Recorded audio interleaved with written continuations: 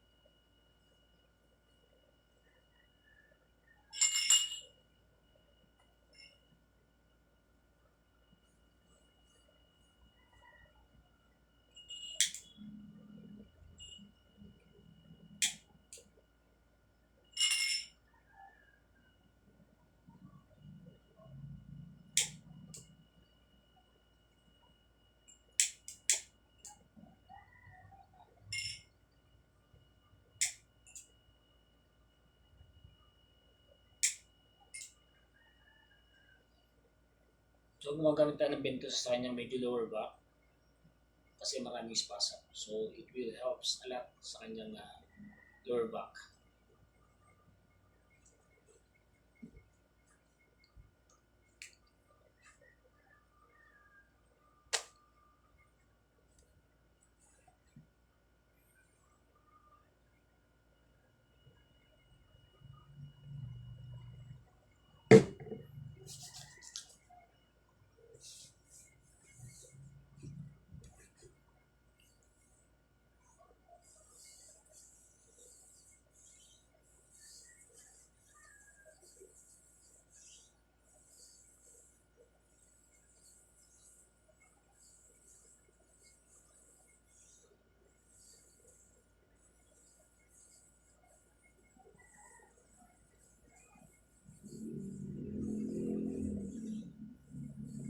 Ayos ka lang.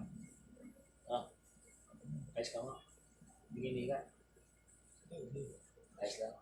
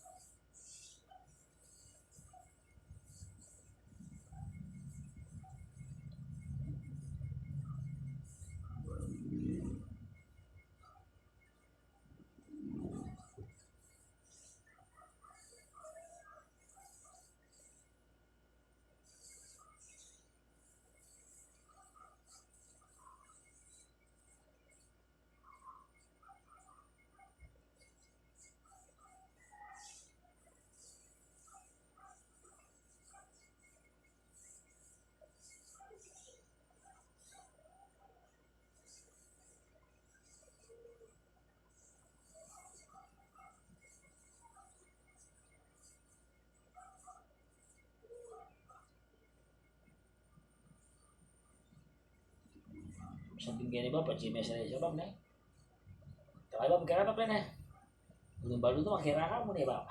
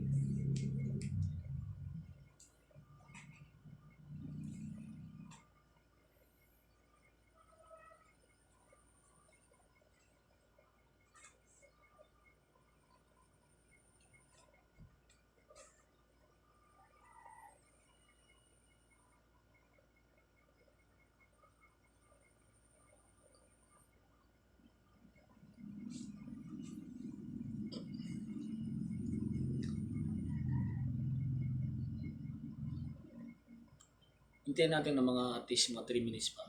Tapos sagulin natin.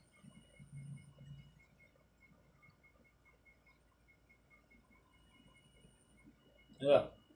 Yes ba? School lang eh.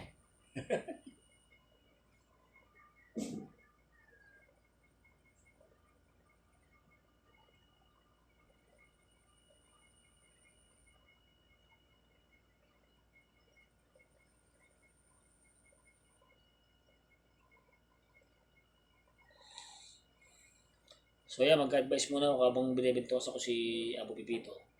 Siyempre, advice ko lang yung drinking of warm water. So this could also sa ating katawan, especially pag sa umaga, inom po tayo ng warm water before at least uh, taking our breakfast for 20 minutes, inom po tayo. And then, bago po tayo matulog, advice ko rin na minom tayo ng warm water kasi po lahat ng mga dumi sa katawan natin sa ating tiyan ay nilinis po ng warm water. Ayan. So, please drink it para po sa ating kalusugan. Maganda po yan sa ating kalusugan. Ayan. So, siyempre, ang advice ko sa lahat ng stroke patients natin, lalo na sa panahon ngayon, so magbaon po tayo ng tubig. Kasi, minsan po ulan, minsan napakainit po. So, to avoid any heat stroke or another stroke po uli, so dapat po natin na alagaan ang ating sarili. Ayan. So, kung may mga nagtitherapy tayo dyan, please, sundin po natin yung mga therapy program natin. Kung marami po kayo modernong magkepweng, advice ko po na mag-scroll down po kayo, manood po kayo para makanood po yung mga discount kung paano mga great recovery ng stroke patients natin. Ayan. Yun po sa Abu Pipito. Dati po talaga, grabe to. Hindi po yung mga goal natin. So again, ang buhay po ay mahalaga. Tandaan niyo po, napaka-importante po ng ang pasyente ay ating pinapatherapy. Tandaan niyo po, kasi may chance siya na makarecover muli properly kasi ang therapist ang nag-handle ay merong kakayahan sapagkat ito po yung nag-aral sa TESDA o nag-aral sa mga institute na mga siya po ay nag-aral din ng mga license ng DOH or other modality. So, hindi po basta-basta ang pag-handle ng stroke patients. So, dapat po at least meron po tayong proper training. Tandaan niyo po yan, aside from our technique and tactics na ginagawa natin. Kasi iba pa rin po yung nag-seminar po tayo sa TESDA or sa mga institute na accredited ng DOH. Ako po ay nag-undergo ng Isarog, ayan, sa DOH license ng Isarog, ayan. Siyempre tayo po ay nag-aral din ng TESDA or Hilot Wellness and TESDA NC2 massage therapy and reflexology. Ayan, nag-aral po tayo dyan. And 30 years, almost 30 years service po tayo dyan sa ating massage therapy industry. Ayan. So, sinishare ko po ito kasi napaka-importante po ngayon ng mga stroke patients po natin na bibigyan natin sila ng pagpapalaga. So, number 1 po yan, patinga. Number 2, loving care of the family. And number 3, doctor medication. And then number 4, siyempre, si modernong mangkepe. Ayan. So, 4 po yan na kailangan magkakasama yan. Ayan. Pag wala po siya dyan, hindi po gagaling ang pasyente. Tandaan niyo po yan. Importante po yung 4 na yan. So, listen natin guys.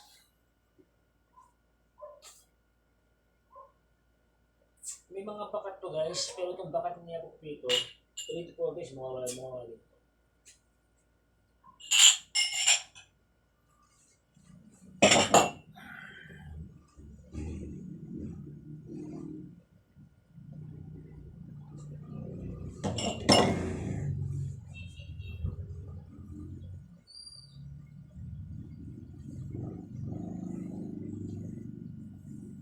After po ng bentosa, siyempre yung mega massage. Para po ang mga yung dugo niya hindi mabuo. Since na siya po ito hinihikay ng asthma, importante pong habulin din natin yung kanyang upper back. Yan.